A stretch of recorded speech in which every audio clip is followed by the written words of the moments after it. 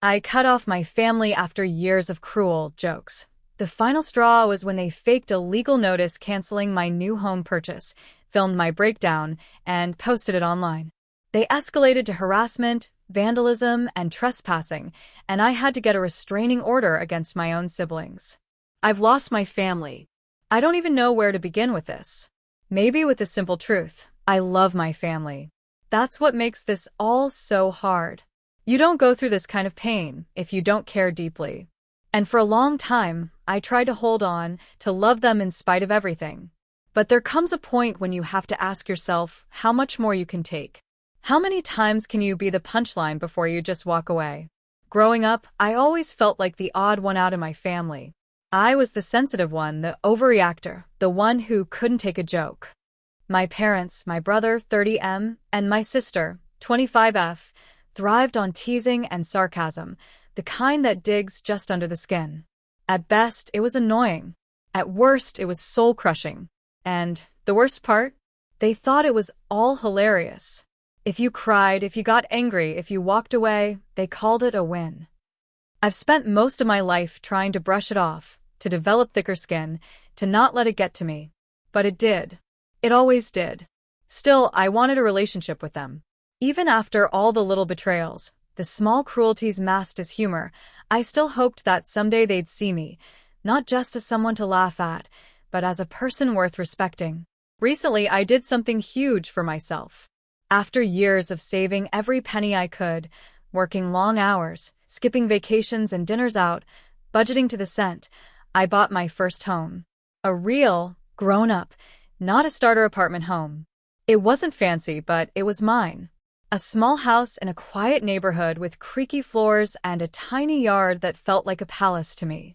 I cried when I got the keys. Not because I was sad, but because for once in my life, I felt proud. I had done something for myself, by myself. No one handed this to me. I earned it. Naturally, despite everything, I wanted to share this milestone with my family. I wanted to believe that maybe this would be the moment we'd turn a corner, that they'd see what this meant to me and celebrate it with love instead of jokes. So I invited them over for a family dinner to mark the occasion. My house wasn't fully unpacked yet, but I cooked. I cleaned. I even made a little photo slideshow to show the progress from savings to closing day. I poured my heart into making that night special. At first, it went okay. They congratulated me. My dad patted me on the back. My mom brought a housewarming gift. My siblings asked questions about the place. I let myself believe, just for a moment, that maybe this time would be different. And then it happened. Halfway through the night, my brother handed me an envelope with a smirk. "We all chipped in to help you out with the house," he said. My sister chimed in, "It's a little something from us." I was touched. I thought maybe it was a check or a gift card. Something small but meaningful. I opened it. Inside was a piece of paper that looked incredibly real, a legal-looking document with a logo, my name, my address, and in bold at the top, "Notice of sale cancellation." It claimed that due to a clerical error during processing, the house was no longer in my name and was being sold to another buyer. It even had dates and fake signatures. I stared at it for a few seconds, completely confused. My stomach dropped.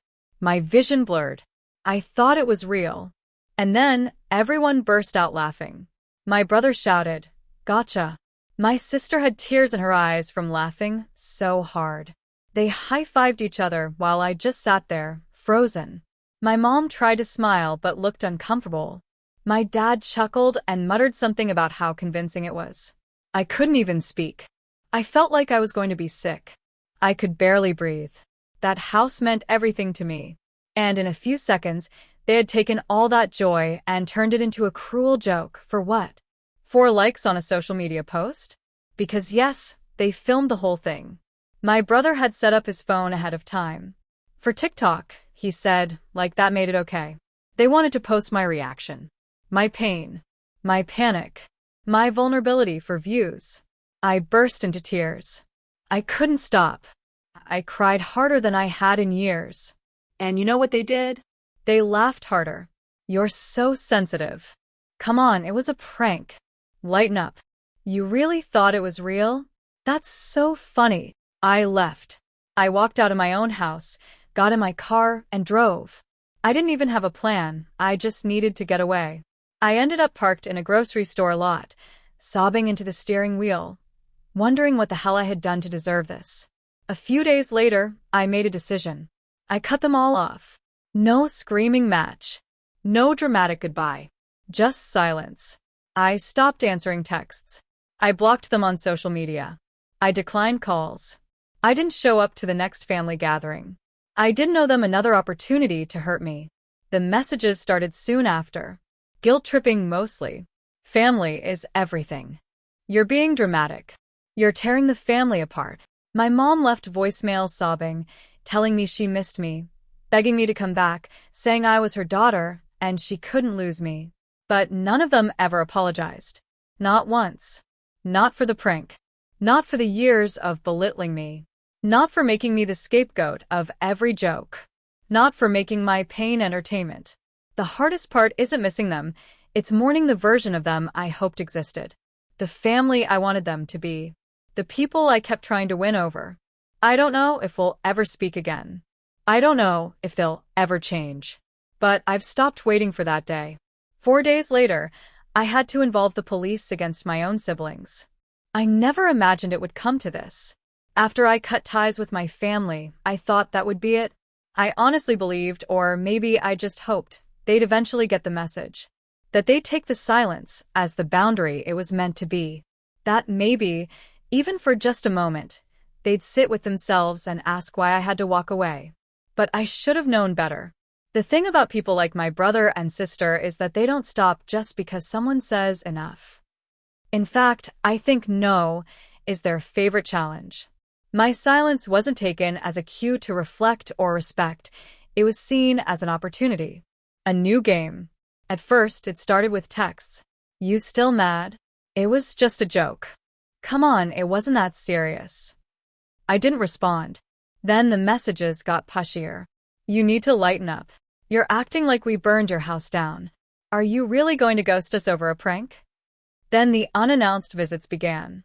The first time, I was working from home when I heard loud knocking at the door, rhythmic, aggressive, almost performative. I peeked through the peephole and saw them both. My brother with his phone out, my sister holding what looked like a Bluetooth speaker. They were laughing, calling out to me like it was a high school dare. Come on out, little miss victim. I didn't answer. I locked the door, closed the blinds, and waited for them to leave. But it didn't end there. Over the next few days, they showed up again and again. Sometimes just standing outside, sometimes pounding on the windows, once even sitting on my front steps with a six-pack and blasting music. They made it look casual, just siblings visiting, but the energy was menacing. It wasn't about reconnecting. It was about control. About proving that I couldn't escape the family orbit. Then it got worse.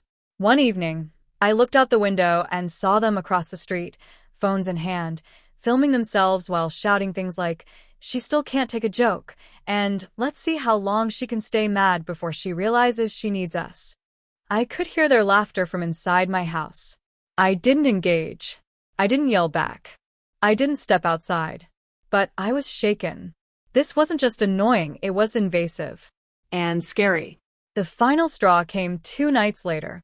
I walked out to my car early in the morning, coffee in hand, ready to head to work, and froze. Eggs. All over the windshield, roof, and driver's side door. Cracked shells, sticky streaks of yolk dripping down the paint. My stomach turned. I had that gut feeling, the sick certainty before even confirming what I already knew. It was them. I checked my security camera footage. I had installed the system a few weeks prior when I first started to feel uneasy. I pulled up the timestamp from around 2 a.m., and there it was clear as day. My brother and sister, giggling, sneaking around my driveway, throwing eggs, and recording themselves the whole time. At one point, my brother even looked directly at the camera and gave it the finger. I sat at my desk, shaking. Not crying, just shaking. The kind of full-body tremble that only comes when fear, anger, and heartbreak all hit at once. I texted them the footage. I said simply, "You crossed a line. Don't come near me again." Their response? You're so dramatic. LOL, you're gonna laugh about this one day. And then came the cherry on top. Maybe if you didn't cut us off, we wouldn't have to remind you what family means. That was it. I was done. No more waiting. No more hoping they'd come to their senses. I drove straight to the police station. Filing that report was one of the hardest things I've ever done, not because I doubted my decision, but because of what it meant. That I had to ask strangers for help to protect myself from my own family. That I had to hand over footage of my siblings committing an act of petty vandalism as evidence of ongoing harassment. That I had to say the words out loud. I don't feel safe. The officers took me seriously. They reviewed the footage, asked questions, and documented everything. They said what I needed to hear. You did the right thing. A warning was issued. They contacted my siblings and told them in no uncertain terms to leave me alone, or the next step would be criminal charges. And how did they react? Exactly as expected. More messages. More mockery. Wow, you're a snitch now. You've really gone full psycho, huh?